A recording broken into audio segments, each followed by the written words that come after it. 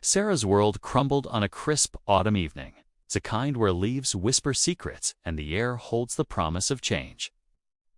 She sat on her porch, clutching a mug of tea that had long since gone cold, her eyes fixed on the horizon but seeing nothing. It had been 3 months since her parents died in a car accident. 3 months of hospital rooms, of needles and machines, of watching them fade like a photograph left too long in the sun. Sarah's lips moved silently, forming words she'd repeated countless times. Why God? Why them? Why us? The silence that answered was deafening. She remembered her parents' laughter, how it used to bubble up from their chest and spill out like sunshine. Now the house echoed with their absence. Sarah's husband, Mark, tried to be strong, but she could see the cracks in his armor widening day by day. As the sky darkened, Sarah's mind drifted to happier times. Her first day of school, backpack almost bigger than she was. The way she'd curl up in her mother's lap during thunderstorms, seeking comfort in her embrace. Now it was Sarah who longed for comfort, for answers, for a miracle that seemed increasingly out of reach. She closed her eyes, feeling the weight of unshed tears. "Please," she whispered to the night, "I'll do anything. Just make them better." Inside, the house was a museum of frozen moments. Her mother's artwork still adorned the fridge. Her favorite stuffed bear sat on her bed, waiting for a hug that might never come. Sarah couldn't bring herself to change anything, as if preserving these remnants of normalcy might somehow turn back time. She thought of the countless nights spent in hospital waiting rooms, the smell of antiseptic burning her nostrils. The beep of machines had become a cruel lullaby. Sarah had watched other parents receive good news, had seen their relief and joy.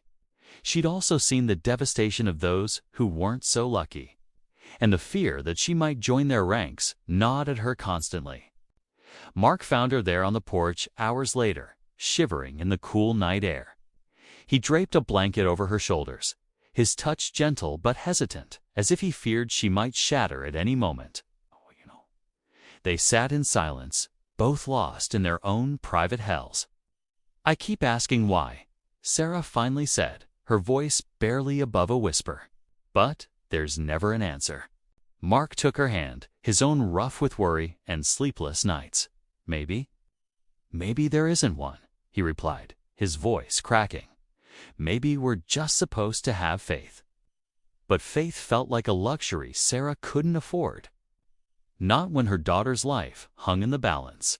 The next morning dawned gray and drizzly, matching Sarah's mood.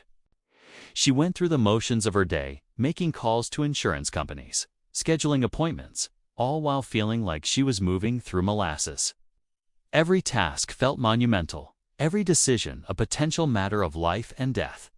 As Emily drifted off to sleep, exhausted by even this small interaction, Sarah found herself once again pleading with a God she wasn't sure was listening. She bargained, she begged, she raged silently. Anything to change this reality. Sarah threw herself into research, desperate for any glimmer of hope. She scoured medical journals, joined online support groups, even looked into experimental treatments. But each potential lifeline seemed to slip through her fingers, leaving her more lost than before. One particularly night, after her parents had endured another round of painful treatments, Sarah found herself in the hospital chapel. She hadn't stepped foot in a church since her parents' passing, but now desperation drove her to her knees. "I don't understand," she sobbed, her words echoing in the empty room. "I'm still young. Why don't you spare them? If you're there, if you're listening, please don't take them from me." The silence that followed was heavy, almost tangible.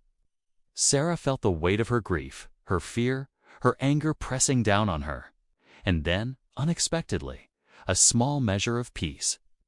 Not answers, not promises, but a quiet stillness that allowed her to catch her breath for the first time in months. The next few weeks were a roller coaster of hope and despair. There were good days when her parents' spirits shone through, when laughter echoed in the sterile hospital room. There were bad days when pain clouded her eyes and Sarah felt helpless in the face of her parents' suffering. Through it all, Sarah continued to wrestle with her faith, with her questions, with her fear. But she also found strength she didn't know she possessed. She learned to celebrate small victories: a good blood test, a full meal eaten, a genuine smile. She learned to lean on the support of friends and family, accepting help when before she might have pushed it away. And most importantly, she learned to cherish every moment with her parents, storing up memories like precious jewels. "I still don't know why," she whispered, more to herself than anyone else, "but I know I love you, and that has to be enough." The why didn't matter as much anymore. What mattered was the love they shared, the memories they'd made, the strength they'd found in each other. Whatever the future held, they would face it together, and, for now, that was enough.